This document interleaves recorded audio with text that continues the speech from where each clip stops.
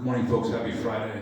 I don't have a lot today for the town hall meeting, just a few things, but I guess not having a lot is a good thing at this point.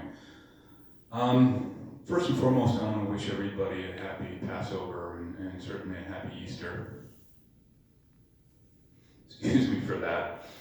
As I said, not trying to touch my face makes me want to touch my face. So, happy Passover, happy Easter. I hope that you celebrate in the safest way possible this weekend, and take the opportunity, if you need to Skype and to do all those type of things with your loved ones.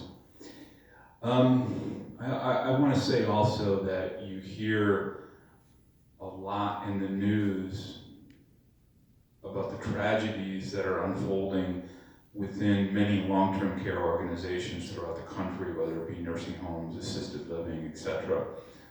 And it's an absolute tragedy. And I want to say, from my perspective, as somebody who's been in long-term care for his entire professional career,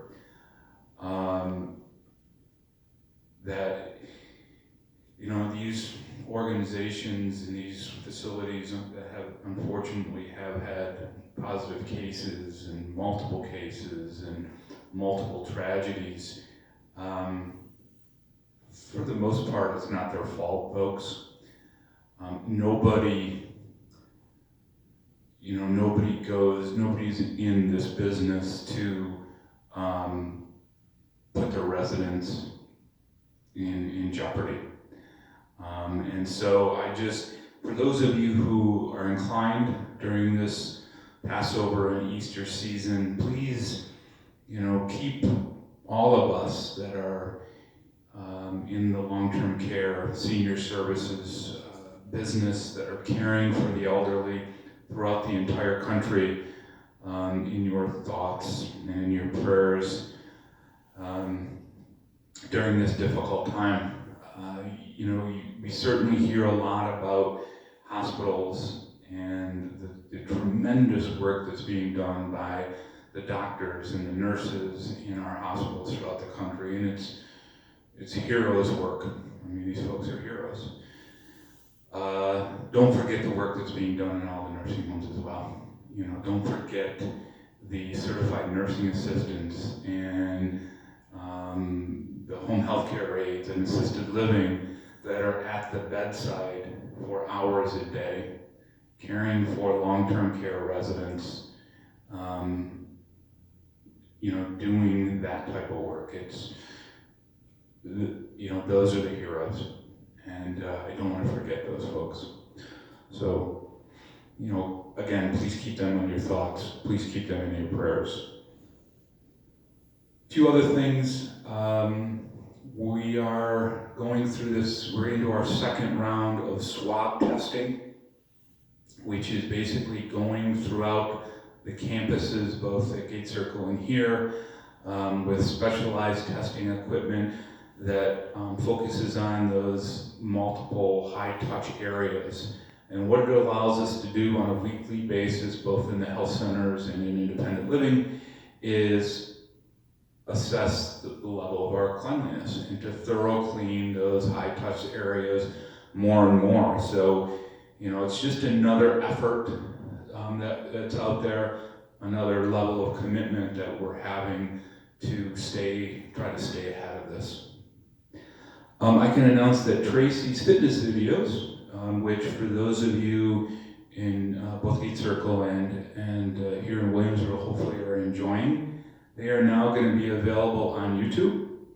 So what that means is that and this is specifically for Lexington as well, but for Lexington, for the apartments here in Williamsville and the apartments at Gate Circle, you'll be able to access them at any time through YouTube and via your computer. So if you go on YouTube and you type in Canterbury Woods fitness videos later today, they should be available. So for those of you who are enjoying them, great. And for the folks at Lexington, this is your opportunity to do that as well. If the folks at Lexington need chairs, because I know that Tracy is specifically using chairs in her videos, I'm sure they can contact Tracy and we will get those chairs to you. I can tell you that I've been talking about the masks, the washable masks. The 100 that we were counting on, some of which we're going to be giving to some of our independent residents, both here at Gate Circle, have officially been shipped. So FEMA did not intercept the first 100, and so they've been shipped, and they may be here today.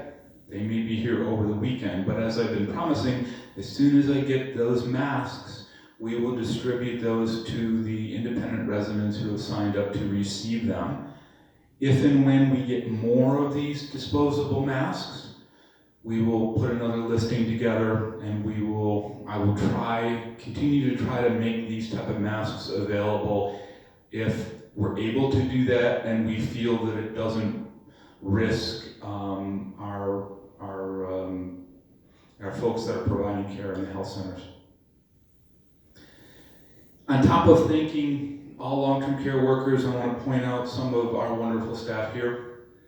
I want to thank Carrie Enright. Carrie is a housekeeper, and for those of you who know Carrie, she's perpetually smiley, very positive lady. She does a lot of the cleaning in the common areas, and she's just a great lady.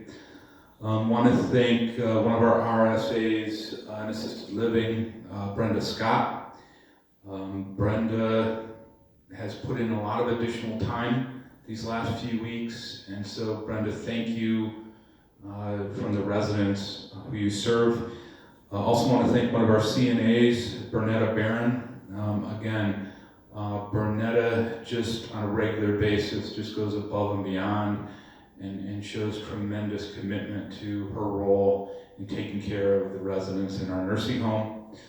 Want to give a shout out to Melissa Bensman at Gate Circle. Melissa, she's, again, always has a smile on her face, and I know the residents there. I mean, Melissa has been with the organization on and off for 20 years, and I know for myself, I always feel better when I get to talk to Melissa. So thank you, Melissa, for that.